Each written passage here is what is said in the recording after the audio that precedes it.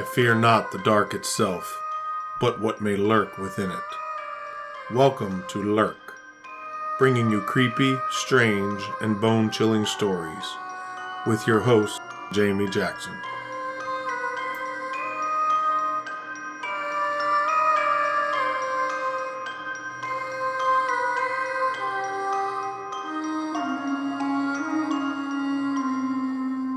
Hey lurkers, happy St. Patrick's Day. I wanted to find something Irish related for this week's episode. So we're going to Seattle, Washington. Bet you thought I was going to say we were headed to Ireland. Anyway, in searching for a paranormal St. Patrick's Day idea, I came across information about what is deemed to be the most haunted Irish pub in America. It is at least the most haunted Irish pub in Washington state. It's called Kells Irish Restaurant and Pub, located at 1916 Post Alley in Seattle. It is located in the Pike's Place Market. So I thought this would be a pretty simple and straightforward sort of episode. And as it always seems to go when I think something's going to be simple and straightforward, it is never simple and straightforward. So not only do we have some ghosts in a pub, we also have to talk about a serial killer in the beginning of the 20th century and the history of the building that Kells is located in. It might feel like we're jumping around a bit, but I promise that it is all connected. And a lot of times I say I think we're jumping around and it's just me who feels like I'm jumping around. So hopefully I have managed to bring this into a cohesive episode that makes complete and total sense as I go through each item. I'm going to get started here, and the first thing that we're going to get into is the serial killer, Dr. Linda Hazzard. Linda Laura Hazzard was born Linda Burfield in Minnesota in 1867. She eventually married Samuel Hazzard, a former Army lieutenant, who served some jail time for bigamy after he married Linda. Linda Hazzard had no medical degree, but she was licensed to practice medicine in the state of Washington through a loophole that grandfathered in some practitioners of alternative medicine with degrees. Despite her lack of training and degree, she was licensed as a fasting specialist. She had, according to her book, studied under Edward Hooker Dewey, M.D., who was a well-known proponent of fasting. Fasting, in the event that you're not sure what I'm talking about, is where you don't eat. Typically you drink water, you take liquids, maybe some broth, but you don't eat any solid food. Her methods were not unique, but they were extremely unorthodox. Dr. Hazzard believed that the root of all disease lay in food, specifically too much of it. Appetite is craving, hunger is desire. Craving is never satisfied, but desire is relieved when want is supplied, she wrote in her self-published book. Hazzard felt the path to true health was to periodically let the digestive system rest, through near total fasts of days or more. Which, honestly, isn't really too extreme. Letting your digestive tract rest, that's what I do to the dogs when they throw up. They don't get food for like 24 hours to allow their stomach to settle down because 90% of the time they've eaten something outside that they shouldn't. The bulldog likes to eat rocks. Anyway, Linda Hazzard developed a fasting method that she claimed was a cure for all kinds of illnesses. It would rid the body of toxins that cause imbalances in the body. Dr. Hazzard established a sanatorium called Wilderness Heights that was located in Olalla, Washington. There, inpatients fasted for days, weeks, or months. Their diet consisted of small amounts of tomato or asparagus juice, and occasionally some orange juice. Patients also had their systems flushed with daily enemas and vigorous massages that nurses sometimes said often sounded more like beatings. Despite this, Dr. Hazard still had her fair share of patients. The most memorable of these patients were British sisters Claire and Dorothea Williamson, who were the well-to-do orphans of an English army officer. The sisters saw an ad for Dr. Hazard's book in a newspaper while they were staying at the Empress Hotel in British Columbia. They weren't seriously ill, but they thought they were suffering from a variety of minor ailments. Basically, it sounds like the sisters might have been hypochondriacs. Dorothea complained of swollen glands and rheumatic pains, and Claire had been told she had a dropped uterus. They were big fans of alternative medicine and had given up meat and corsets in an attempt to improve their health.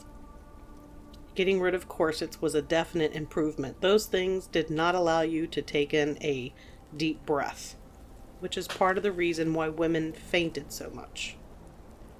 The countryside setting of Dr. Hazard's Wilderness Heights appealed to the sisters, but when they arrived in Seattle in February 1911, after signing up for treatment, they were told the sanatorium in Olalla wasn't quite ready.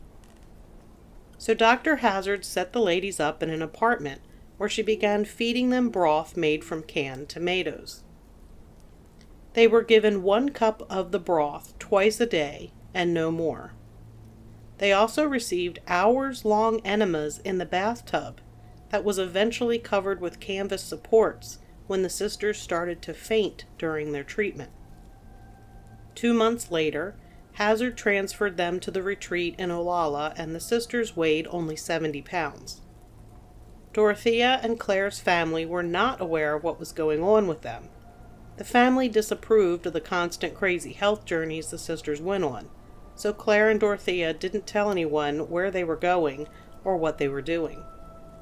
But Dorothea did send a message to her childhood nurse, Margaret Conway. The message was so odd that Margaret immediately booked a spot on a ship headed to Seattle. When she arrived, she was met by Dr. Hazard's husband, Samuel Hazard. Samuel told Margaret that Claire was dead. Dr. Linda Hazard later explained that the death occurred because of a course of drugs administered to Claire in childhood that had shrunk her internal organs and caused cirrhosis of the liver. Claire had just been too far gone for Dr. Hazard's beautiful treatment to save her. Margaret, though not a doctor, took it for what it was. Bullshit. Claire's body had been embalmed and was on display at the mortuary, and it looked like it belonged to another person. The hands, facial shape, and color of hair all looked wrong in Margaret's opinion. When she got to Olalla, Margaret discovered that Dorothea weighed only about 50 pounds, her bones protruding so sharply that she couldn't sit down without pain. But Dorothea didn't want to leave the sanatorium, even though she was clearly starving to death. It was discovered that Dr. Linda Hazard was appointed the executor of Claire's large estate, as well as Dorothea's guardian for life. Dorothea had also signed over her power of attorney to Samuel Hazard. In the meantime, the Hazards had helped themselves to Claire's clothes, household goods, and about $6,000 worth of the sisters' jewels. Dr. Hazard even had the audacity to deliver a report concerning Dorothea's mental state to Margaret while wearing Claire's robe. Hazard refused to let Dorothea leave the sanatorium, and it took one of her uncles showing up and paying Hazard $1,000 to allow her to go. The British consul in nearby Tacoma, Washington, became involved, and once they began researching Linda Hazard, they discovered that the Hazards were connected to other deaths of wealthy individuals. Many had signed over large portions of their estates just before their deaths. There is approximately 17 deaths that are attributed to Linda Hazard, though some believe there were more. August 15, 1911, Linda Hazard was arrested on charges of first-degree murder for starving Claire Williamson to death. During the trial, servants and nurses testified how the sisters cried out in pain during their treatments, suffered through enemas that lasted for hours, and endured baths that scalded them. Then there was the testimony about the financial drain of the Williamson account, with forged checks and other fraud that emptied the estate. Hazard refused to take any blame for the deaths. She said in her self-published book, "Death in the fast never results from deprivation of food, but is the inevitable consequence of vitality sapped to the last degree by organic imperfection. Basically, if you die while being starved, then you obviously had another condition that was going to kill you eventually anyway." She was sentenced to hard labor at Walla Walla, served 2 years, and had her medical license revoked. She moved to New Zealand, but eventually returned to Olalla and opened a school of health that burned to the ground in 1935. Linda Hazard died in 1938 while undergoing her own fasting regimen. That's karma. And that brings us to the history of the building that houses Kells Irish Restaurant and Pub. The building is known as the Butterworth Building. It was built in 1903 to house the Butterworth and Sons Mortuary. The mortuary operated there until 1923, when it moved to a larger building. One of the interesting features of the architecture is that on the First Street side, the building appears to have 3 stories, but on the other side it has 5. This is due to the hilly terrain the building was constructed on. It actually has 5 stories inside. The Butterworth Building was one of the first facilities to operate as a mortuary in the United States. Each story of the building had its own unique function within the mortuary. It had a 200-mourner chapel, a crematorium, an area for storing funeral urns, a casket showroom, and an elevator, which was the very first one on the West Coast. They also offered on-site coffin sales and rooms with burial clothing for purchase. It was a one-stop death shop. The elevator was used for transporting bodies up and down to the different floors. The basement is accessible through the post alley entrance at the rear of the building, and that's now home to Kells Irish Restaurant and Pub. There are some accounts that claim the basement space was the former embalming room and crematorium, but the 1904 account says that the basement housed the building's heating plant, stables, and funeral wagons.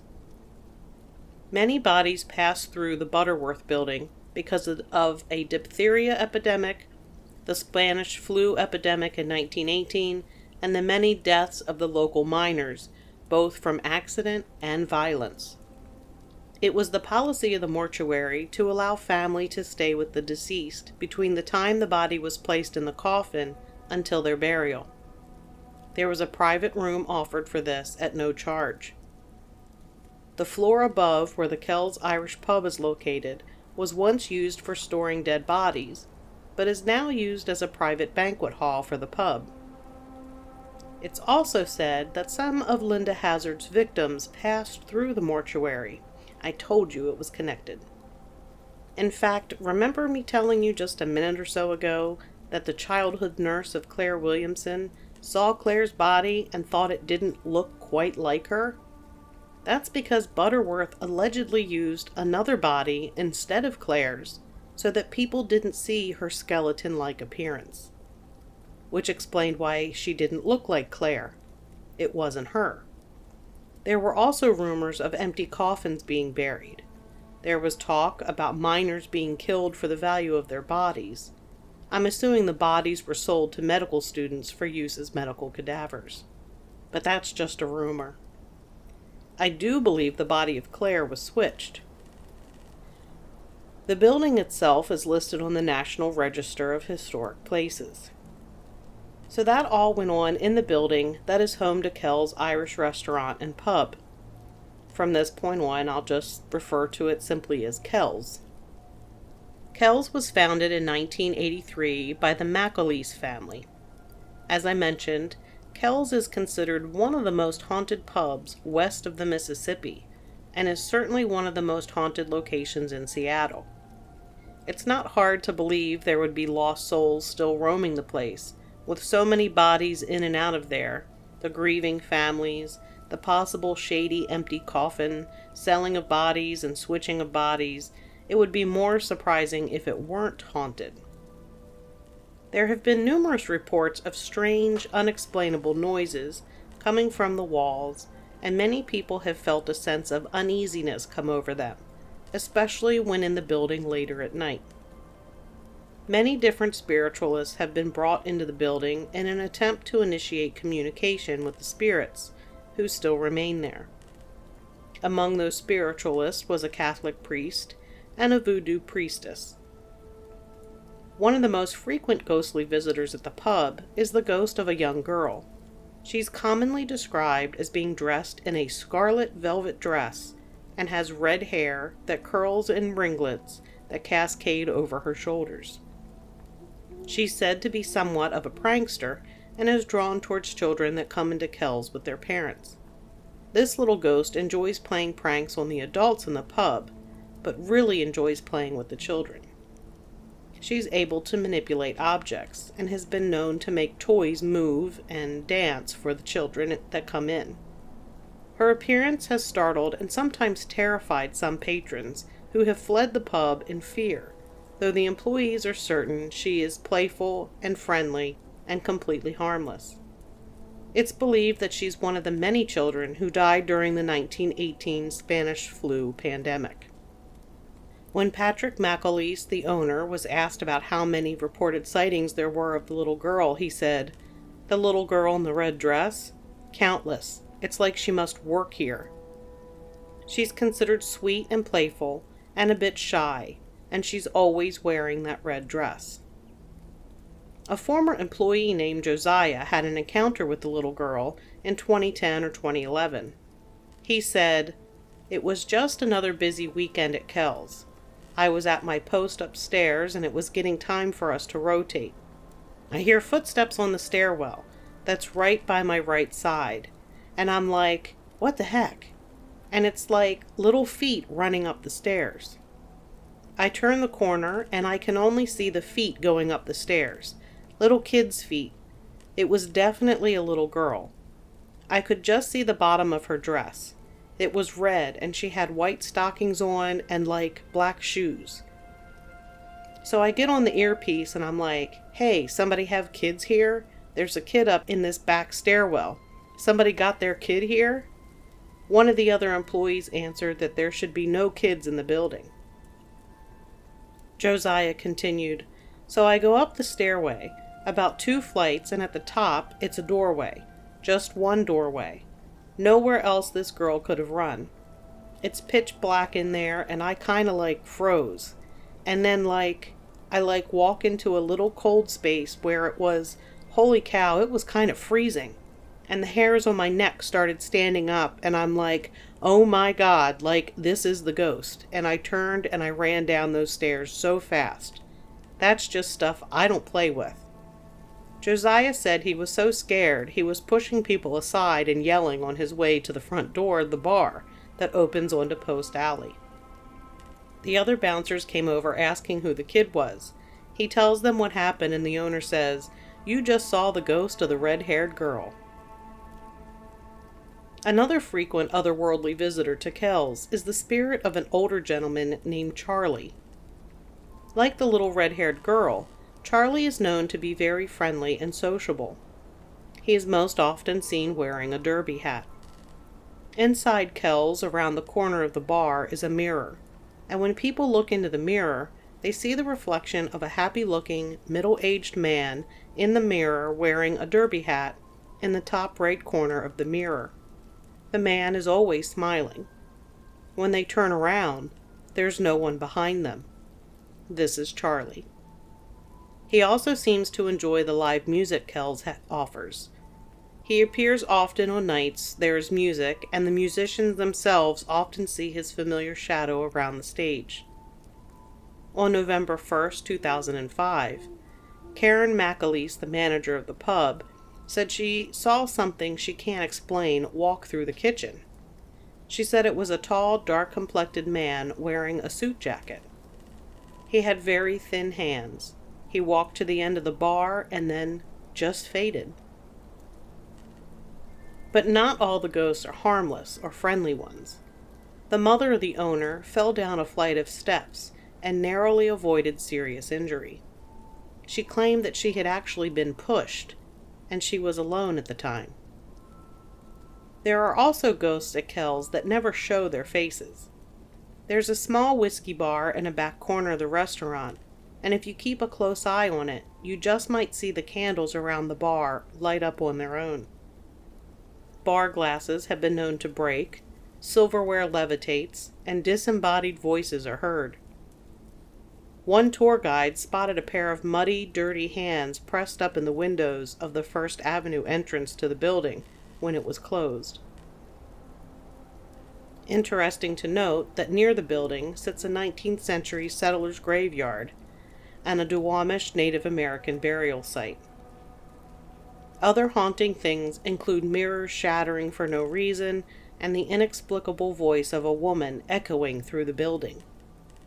One night, when Patrick McAleese and his dad were cleaning up after the pub had closed, they were on the restaurant side, which joins the bar side by a short hallway. It was late, and they suddenly heard a loud crash. They raced over to find an old mirror lying on the ground, and there was a lit candle there as well. The door to the bar was bolted from the inside, and there was no other way for anyone to have gotten in or out. They searched the bar for 20 minutes and found no one. McAleese also said there have been times when he's walked in the back room and he blesses himself, runs to get what he needs, and turns and runs out again.